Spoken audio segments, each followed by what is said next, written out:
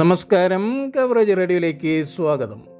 Revenue survey registration വകുപ്പുകൾ ചേർന്ന് തയ്യാറാക്കി എൻ്റെ ഭൂമി പോർട്ടലിലൂടെ ഭൂമി കൈമാറ്റം ഓൺലൈനായി നടത്തി. കാസർഗോഡ് ജില്ലയിൽ ഊജാർ ഉൾവാറിൽ ഭൂമി കൈമാറ്റം പൂർണ്ണമായും ഡിജിറ്റലായി. ഓൺലൈനിൽ ആദ്യ ആധാരം രജിസ്ട്രേഷനും പോക്കുവരവും നടത്തി. രാജ്യത്ത് ആദ്യമായാണ് ഒരു വില്ലേജിൽ ഭൂമി കൈമാറ്റം പൂർണ്ണമായും ഡിജിറ്റലാവുന്നത്. ജില്ലാ ടൂറിസം പ്രൊമോഷൻ കൗൺസിൽ സംഘടിപ്പിച്ച സാഹസിക ടൂറിസം ശില്പശാല മന്ത്രി PA മുഹമ്മദ് റിയാസ് ഉദ്ഘാടനം ചെയ്തു.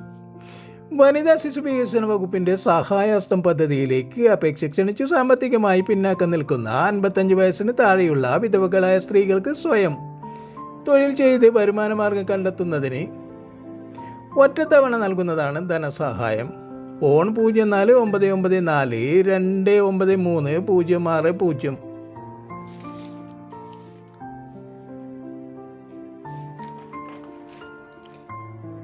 വിദ്യാനഗർ കൃഷ്ണ ആശുപത്രിയിൽ റീഫോം ഓഡിയോളജി സ്പീച്ച് തെറാപ്പി സെൻ്ററിൽ സൗജന്യ കേൾവി പരിശോധന ക്യാമ്പ് 27-28 തീയതികളിൽ നടക്കും. മുൻകൂട്ടി ബുക്ക് ചെയ്യണം. ഫോൺ 9633410384.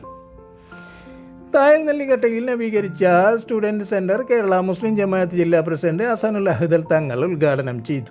കാസർഗോഡ് നഗരസഭയും അണങ്കൂർ ആയുർവേദ ആസ്പത്രിയും ചേർന്ന് നടത്തിയ യോഗാ ദിനാചരണം നഗരസഭാ അധ്യക്ഷൻ അബ്ബാസ് ബീഗം ഉദ്ഘാടനം ചെയ്തു.